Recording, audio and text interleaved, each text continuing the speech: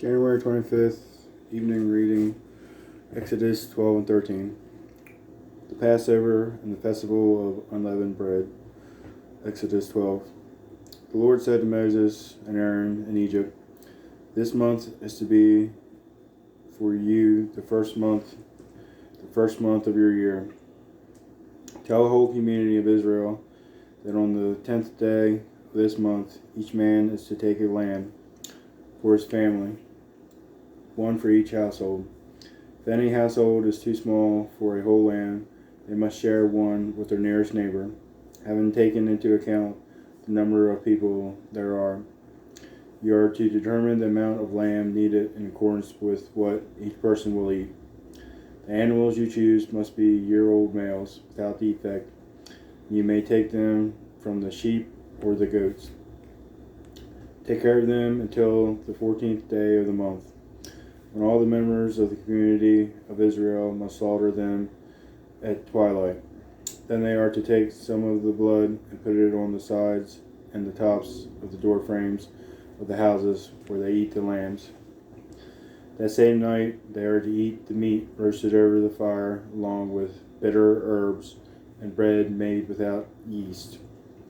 Do not eat the meat raw or boiled in water, but roasted over a fire with the head, legs, and internal organs. Do not leave any of it till morning. If some is left till morning, you must burn it. This is how you are to eat it: with your cloak tucked into your belt, your sandals on your feet, and your staff in your hand. Eat it in haste. It is the Lord's Passover. On that same night, I will pass through Egypt and strike down every firstborn of both people and animals, and I will bring judgment on all the gods of Egypt.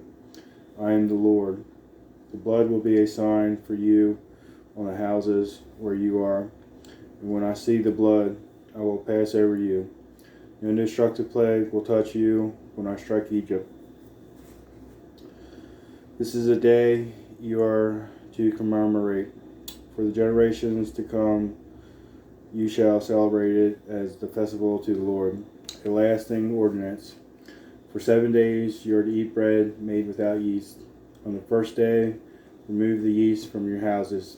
For whoever eats anything with yeast in it, from the first day through the 7th day, must be cut off from Israel.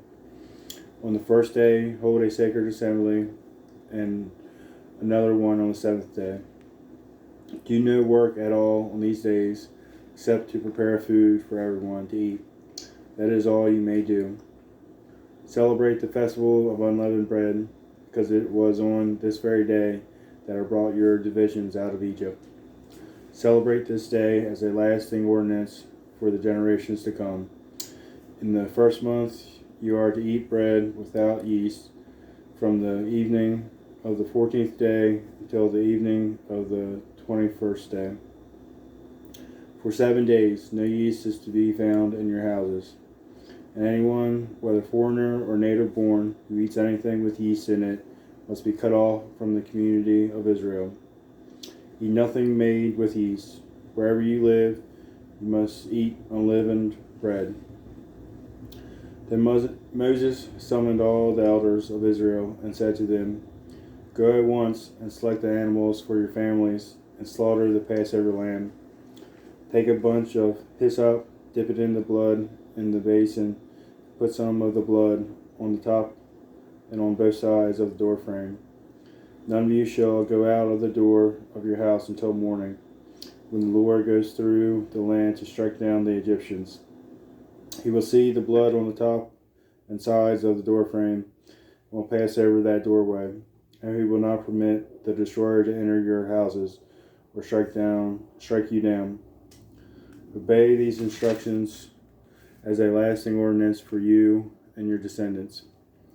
When you enter the land that the Lord will give you as he promised, observe this ceremony. And when your children ask you, 'What does this ceremony mean to you?' then tell them, 'It is the Passover sacrifice to the Lord, who passed over the houses of Israelites in Egypt and spared our homes when he struck down the Egyptians.' Then the people bow down and worship. The Israelites did just as the Lord commanded Moses and Aaron. At midnight, the Lord struck down all the firstborn in Egypt, from the firstborn of Pharaoh who sat on the throne to the firstborn of the prisoner who was in the dungeon, and the firstborn of all the livestock as well. Pharaoh and all his officials and all the Egyptians got up during the night. There was a loud wailing in Egypt, for there was not a house without someone dead. The Exodus. During the night, Pharaoh summoned Moses and Aaron and said, "Up, leave my people, you and the Israelites. Go, worship the Lord as you have requested. Take your flocks and herds as you have said, and go, and also bless me." The Egyptians urged the people to hurry and leave the country, for otherwise, they said, we will all die. So the people took their dough before the yeast was added and carried it on their shoulders, and kneading troughs wrapped in clothing. The Israelites did as Moses instructed, and asked the Egyptians for articles of silver and gold, and for clothing. The Lord had made the Egyptians favorably disposed toward the people, and they gave them what they asked for. So they plundered the Egyptians. The Israelites journeyed from Ramses to Succoth. There were about 600,000 men on foot, besides women and children. Many other people went up with them, and also large droves of livestock, both flocks and herds. With the dough the Israelites had brought from Egypt, they baked loaves of unleavened bread. The dough was without yeast, because they had been driven out of Egypt, did not have time to prepare food for themselves. Now the length of time the Israelite people lived in Egypt was 430 years. At the end of the 430 years, to the very day, all the Lord's divisions left Egypt. Because the Lord kept vigil that night to bring them out of Egypt, on this night all the Israelites are to keep vigil to honor the Lord for their generations to come. Passover restrictions. The Lord said to Moses and Aaron, "These are the regulations for the Passover meal. No foreigner may eat it. Any slave you have bought may eat it after you have circumcised him, but a temporary resident or a hired worker may not eat it. It must be taken inside the house. Take none of the meat outside of the house. Do not break any of the bones. The whole community of Israel must celebrate it. A foreigner residing among you who wants to celebrate the Lord's Passover must have all the males in his household circumcised. Then he may take part like one born in the land. No uncircumcised male may eat it. The same law applies to both to the native born and to the foreigner residing among you." All the Israelites did just what the Lord had commanded Moses and Aaron, and on that very day, the Lord brought the Israelites out of Egypt by their divisions. Exodus 13. Consecration of the firstborn. The Lord said to Moses, "Consecrate to me every firstborn male.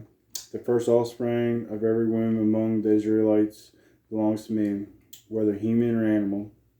Then Moses said to the people, "Commemorate this day, the day you came out of Egypt, out of the land of slavery, because the Lord brought you out of it with a mighty hand. Eat nothing containing yeast.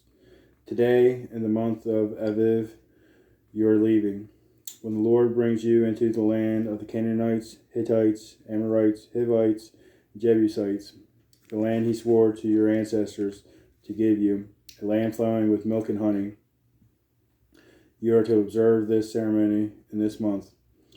For 7 days, eat bread made without yeast, and on the seventh day, hold a festival to the Lord.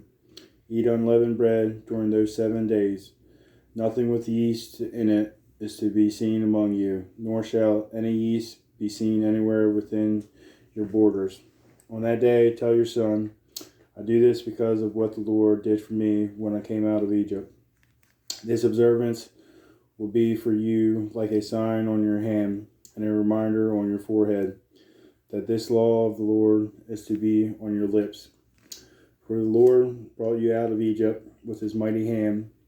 You must keep this ordinance at the appointed time, year after year. After the Lord brings you into the land of the Canaanites, He gives it to you as he promised an oath to you and your ancestors. You are to give over to the Lord the first offspring of every womb. All the firstborn males of your livestock belong to the Lord. Redeem with a lamb every firstborn donkey. But if you do not redeem it, break its neck. Redeem every firstborn among your sons. In days to come, when your son asks you, "What does this mean?" say to him, "With a mighty hand the Lord brought us out of Egypt, out of the land of slavery. When Pharaoh stubbornly refused to let us go, the Lord killed the firstborn of both people and animals in Egypt.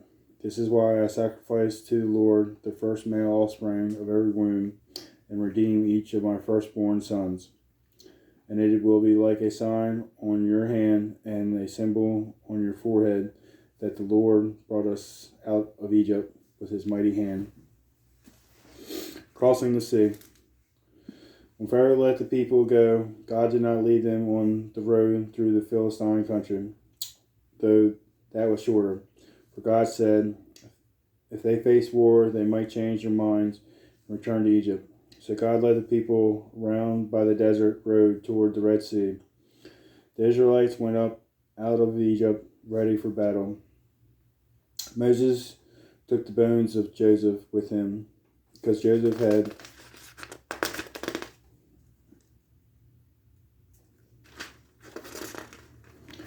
made the Israelites swear an oath. He had said, "God will surely come to your aid, and then you must carry my bones up with you from this place." After leaving Succoth, they camped at Etham, on the edge of the desert. By day the Lord went ahead of them in a pillar of cloud to guide them on their way, and by night in a pillar of fire to give them light, so that they could travel by day or night. Neither the pillar of cloud by day nor the pillar of fire by night left its place in front of the people. That's our reading.